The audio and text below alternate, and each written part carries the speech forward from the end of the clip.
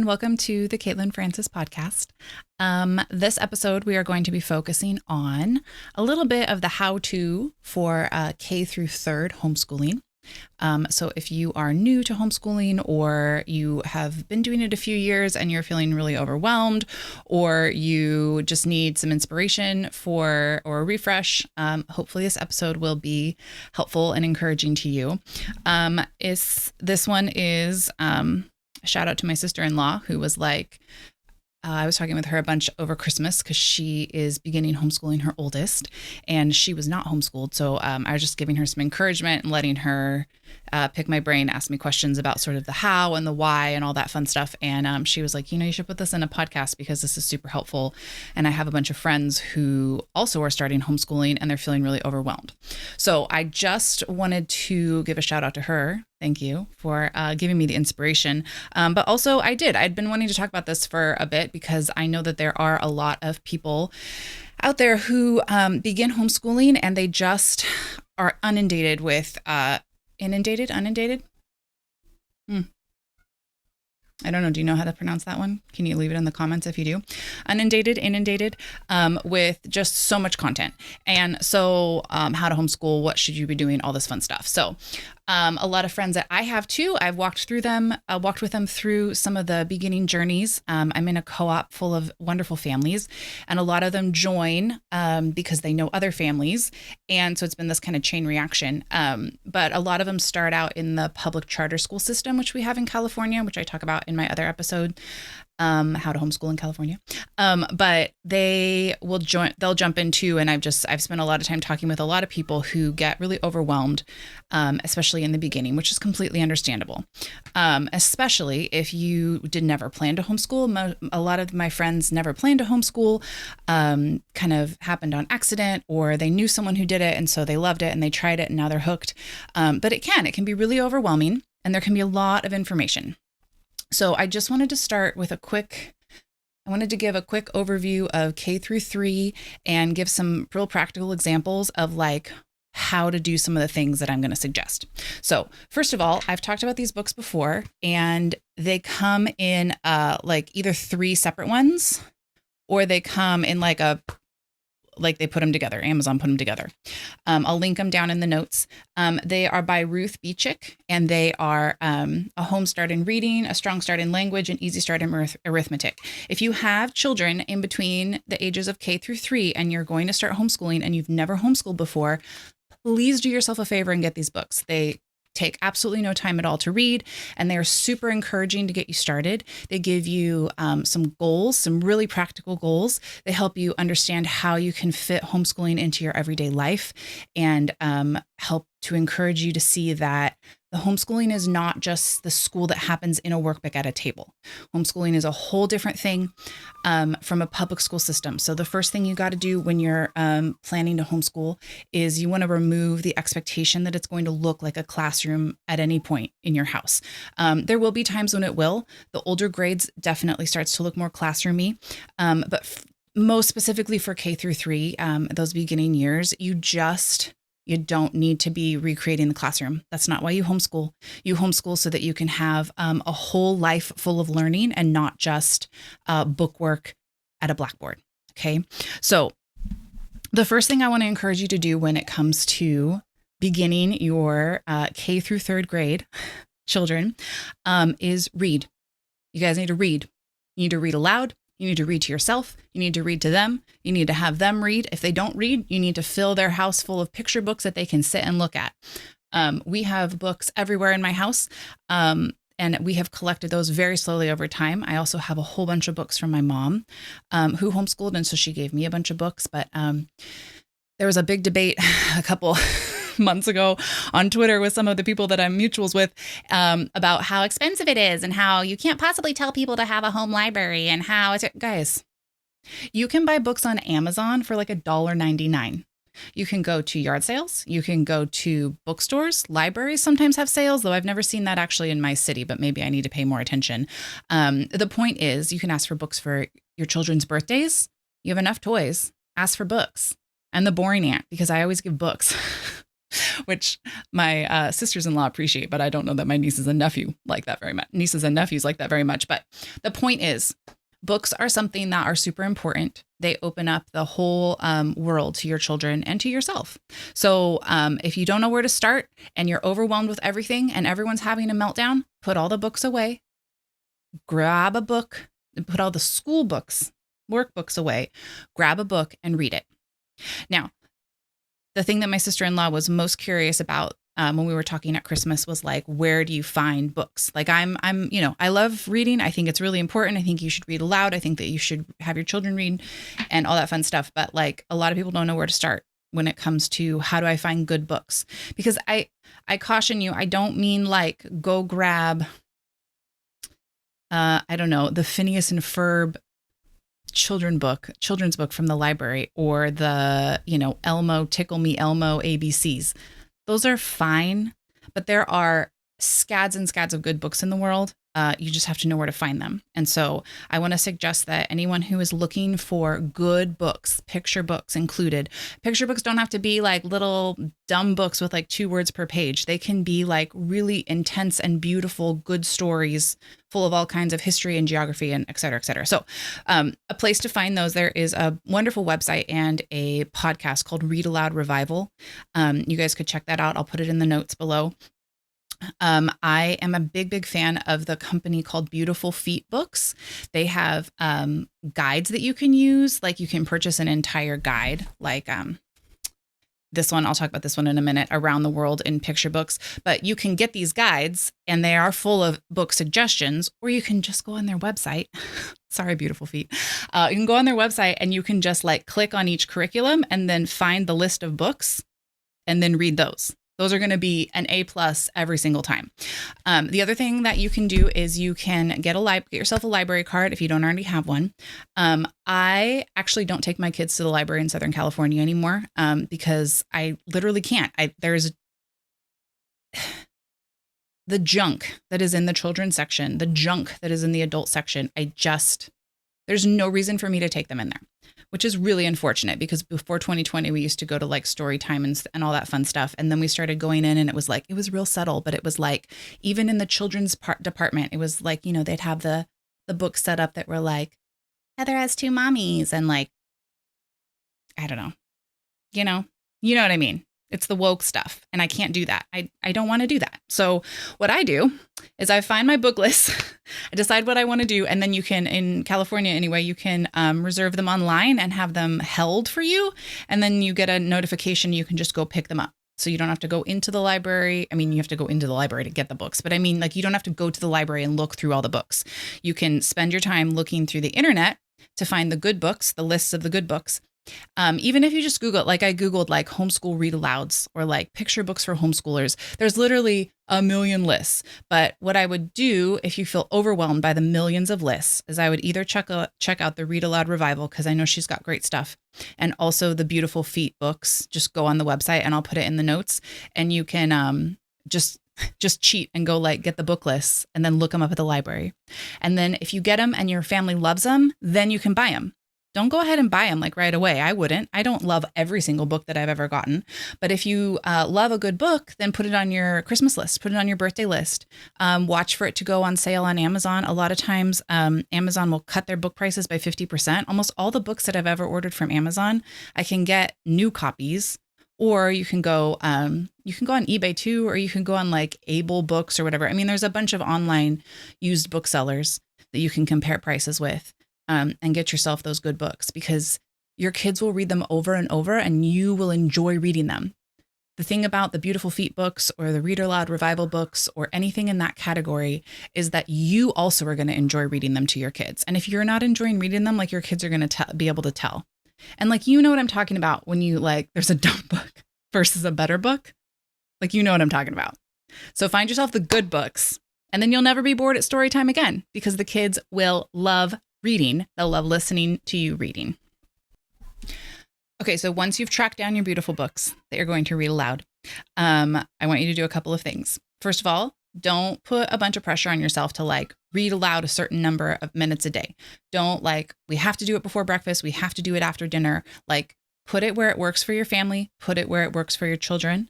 And sometimes that's a different time of day, every single day. As you're reading, this is my favorite part. My kids hate it when I do this. But as you're reading, if you come across a fun vocabulary word that your kid might be unfamiliar with, or maybe you know that they know it, but like it's a harder word, ask them what it means. Just stop the story and be like, hey, what do you think this word means? And then let them answer. If you find a word that you don't know, Google it or use a dictionary. I don't care, but find out what these words mean. Half of the importance of reading is being exposed to so many different words.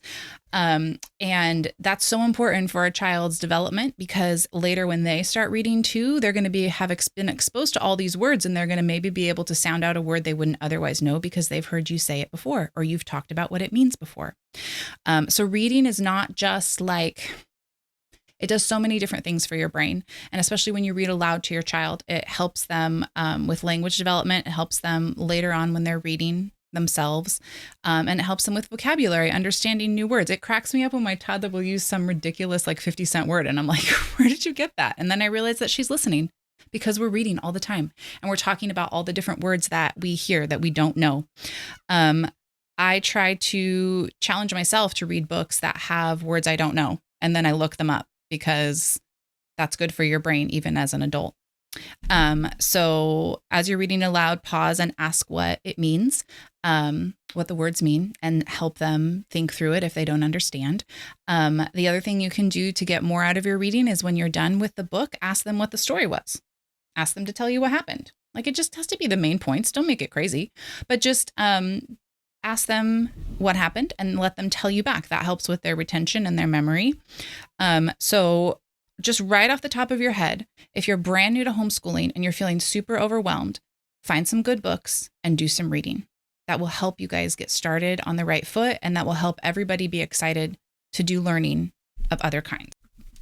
Okay, so hopefully that was helpful in understanding why I think that reading is so important, and reading aloud specifically to your kids. Oh, also, if you get books on tape from the library, books on tape, you know what I mean? Like, recorded books. If you have a Yoda player, or if you're just there's an app called Libby. And that app, you can connect to your library card for your county library, and you can actually get books on tape or recorded books. You know what I'm talking about. Recorded books on the Libby app. You can actually get those from the library, so you don't have to buy them.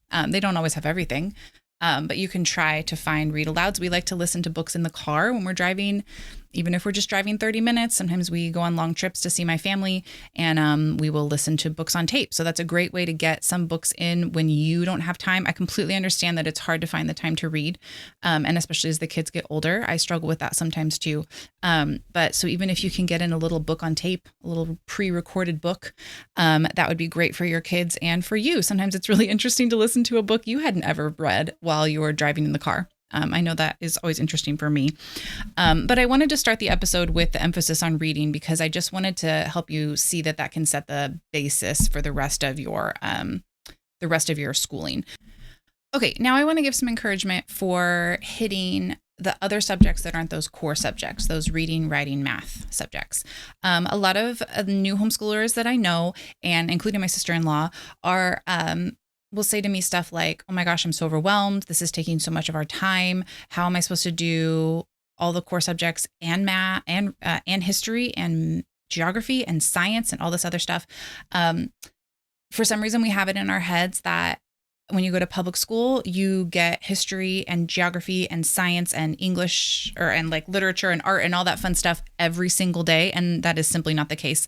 If you Google it, you'll come away with loose information, like they do it every other day, or they do it 2 or 3 times a week. And so I don't want you to burn yourself out by getting like a full history and a full science and a full geography curriculum for your K through 3rd grader. That is completely unnecessary. The fun part about all the good books is that when you read good books, you can get all those subjects without even trying. And so I want to give you guys some examples of how to do that because my sister-in-law was like, oh, that's so great, Caitlin. Care to explain yourself? And so what I want to talk about is the big three of the extracurriculars are always like you think of history and science, of course, and then sometimes geography or art and music.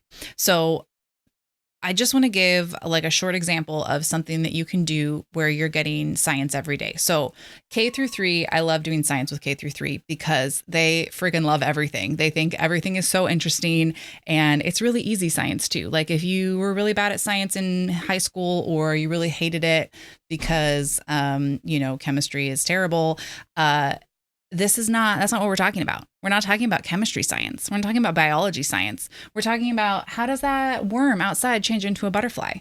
We're talking about what kind of tree is in your yard?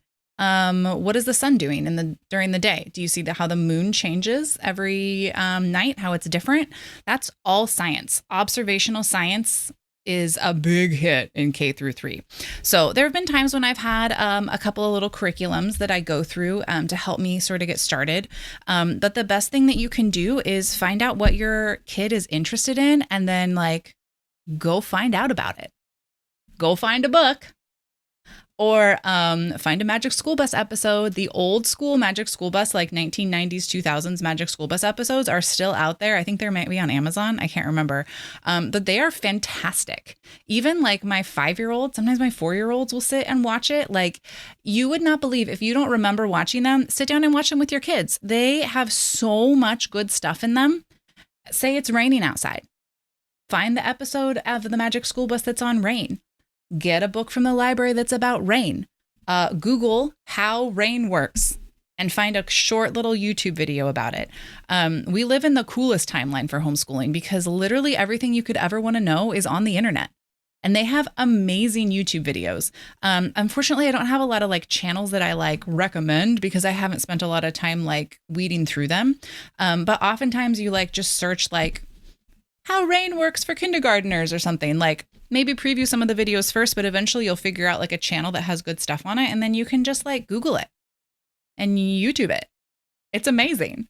So don't let science intimidate you and don't let science suck you in with a curriculum. If you guys are really into a curriculum, that's fine. But science for the K through 3rd is so much about observation. It's about going to the park and looking at the leaves. So maybe the first thing you do is whatever season it is, find out about that weather. I know this sounds so silly, guys, but this is science. The weather is science. Find out about the weather. If your kid is interested in why the cloud looks like that, look it up. If your kid wants to know where the sun goes when it sets, figure that out. Pull out your globe, pull out your planets, all kinds of stuff like that. So I would just encourage you. And then for science, there's amazing books for science. So Usborne beginner books are these little teeny tiny books. And they are picture dictionaries, picture encyclopedias. They have all kinds of stuff. So these are the really little ones. And then once your kids get older, they make them that are bigger. This one is the story of music. This one is rocks and fossils. They make, I don't know if you guys remember these from when we were in school, but the DK eyewitness books too are incredible. And they have them used all over the internet. My tip for you as a conservative homeschooler is make sure that they're one of the editions that was published 2000s or earlier, in 2000 or earlier, because, the woke is everywhere. So you might as well be careful. I'm just saying, be careful. If that's something that concerns you, you can just usually 2000s before anything before the year 2000 is usually fantastic. We have this one, which is about the human body. My kids freaking love this one. We have a couple of really intense ones that are for older kids that my daughter loves to sit and look at. These are new. These are beautiful. They are full of puffin skulls. What's the other show that's so good? Oh, and Cotton Balls. A Cotton Bowl, my bad. The Wildcrats show. That one is on PBS Kids and it's animated, which I wish it was more real live action nature stuff, but you can find all that kind of stuff even on Disney. Like Disney even has like live nature stuff. But the Wildcrats one is like an animated series, and that one is phenomenal. My kids love it, and they know so much about animals. So let your K through third graders just be interested in things. Let them look through encyclopedia books or watch the Magic School Bus 15, 20,000 times, or what else did I have written down? Oh, for your older kids or even like your third or even up, there's like the show on YouTube, Modern Marvels, or like How Things Work. Those are phenomenal for older kids because it's so interesting for them to see it, and then get them a book about it and let them like browse through the encyclopedia. You know, the DK Encyclopedia of World War II is a huge hit at my house too. So use books and some media for the things that they find interesting. Because if you have a science curriculum and they love it, that's great. But if they're kind of just like slogging through it and you're just doing it to check a box, no one is going to remember anything. They're going to remember that book, or they're going to remember that time they saw a squirrel in the park and then you got home and you looked up the squirrel in the park and then you found out what the squirrel in the park eats and where he lives and what he's called. And then you found out about the tree he lives in and you know what that leaf looks like. Like, just let science be a thing that happens in your everyday life. And don't worry too much about it because it will happen. And as long as you're looking for ways to integrate it, you're going to be fine. To go along with that, we have history, geography, literature, and music. And I literally put those all together because they're often all together. And then the science can go in there too sometimes. But my favorite thing to do for K through third grades is something called Around the World with Picture Books. And there's 2 different curriculums for this. It's for primary grades. It's from Beautiful Feet. If you end up going with it, please do not be intimidated by how much information is in the book. It's meant to be a jumping off point, and it takes you through several of the world's major countries and continents. And then it has included the books, picture books, beautiful picture books about these countries. And we're not talking like Jan sat and the dog ran picture books. We're talking like picture books that are interesting, that are going to be interesting to you as well as hold your kids' attention.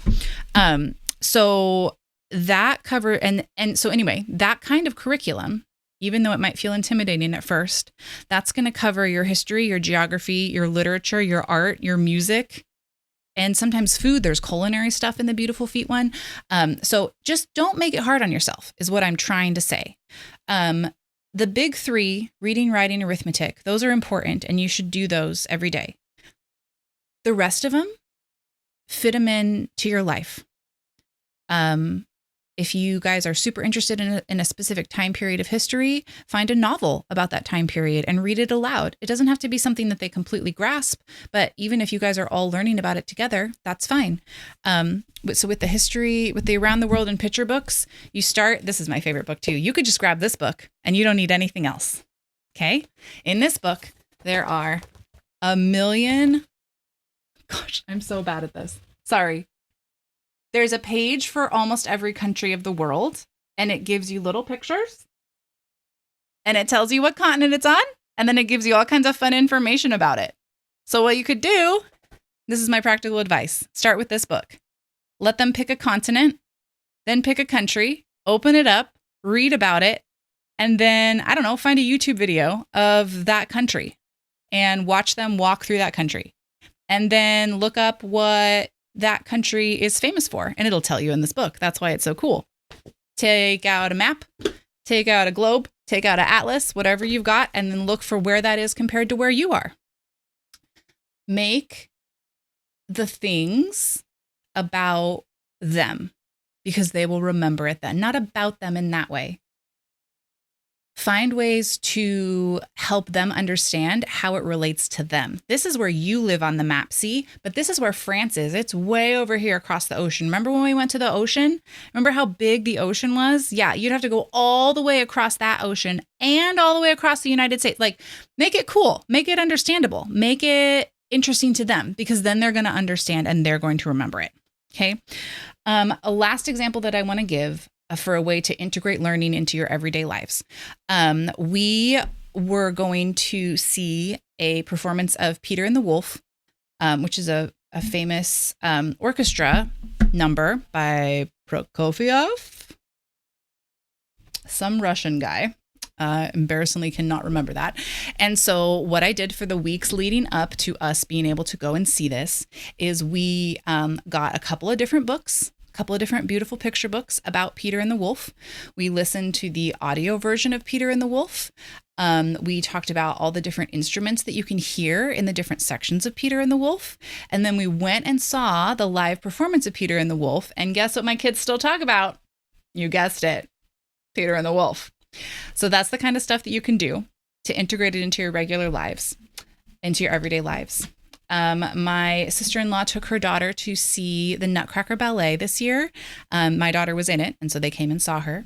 And so afterwards, I gave her the book of it because she'd never seen it. Neither of them had ever seen it. And so now they're going to be able to read the book and talk about the story and learn about Tchaikovsky and the different instruments that he played that they heard, and the storyline. There is learning to be had everywhere. Start with something you know. Maybe you love birds, or you love the life cycle of a bee, or whatever it is, or something that you know. Pick something like that and teach your kids about it. That is what homeschooling is for. It is for you giving your knowledge to them. And then when you don't know something, you look it up, you figure it out, and then you give that knowledge to them again. Okay. I just want to close with I wrote it down, so I'm sorry if it sounds like boxed, but I wanted to close with an encouragement to all you moms who are doing the hard work of trying to figure out how this is supposed to work for your family. I don't want you, do not be intimidated by the subjects that you do not know, or that you're not comfortable with, or that nobody taught you correctly, or that you spaced out in during high school because you didn't care. You have the entirety of the world at your fingertips. You have Google, you have books, you have YouTube. Learn with your children. And if you don't know it, be humble enough to say that to yourself. You don't even have to tell your kids. They don't have to know. Just be humble enough to say to yourself, I don't know this and I don't understand it. And instead of disliking it and passing my dislike on to my children, how can I learn more about it so that when they ask me questions, I will have the answers? You can do it. You are smart and you have all the information in the entire world in a phone in your hand. Like, you can figure it out. You really can. And you're really going to like it. Once you figure out how to like it, you're going to love it. And then you're not going to be able to stop. And your kids are going to be like, Mom, we know, we don't want to hear it anymore, because you're going to be so excited about it. Just a last example. When we were traveling to Hawaii multiple times within the span of 3 years, because my sister lived there on a military base, so we got to go there and visit them. We did a lot of learning about Hawaii because, hello, cool, we got to go there. So what I did was I found kids' books on Hawaii and we talked about Hawaii. And then when we were there, we talked about the stuff that we had read in the books. And I didn't know anything about Hawaii. So I went and got myself a book about the history of Hawaii, and it was a little dry, but I read the whole thing. And now I know a lot about Hawaii and it's really interesting. So next time you guys go on a trip, get a book about that. Next time you guys go to the park, get a book about that. If you come to a part in your kids' science or history that you don't understand, get yourself a book about it, and then you will know, and then you will have the ability to teach your kids. Okay?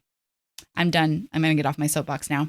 Thank you guys for listening. I hope this is encouraging to you. As always, leave me questions in the comments, and anything that I talked about will be in the notes. Have a great day.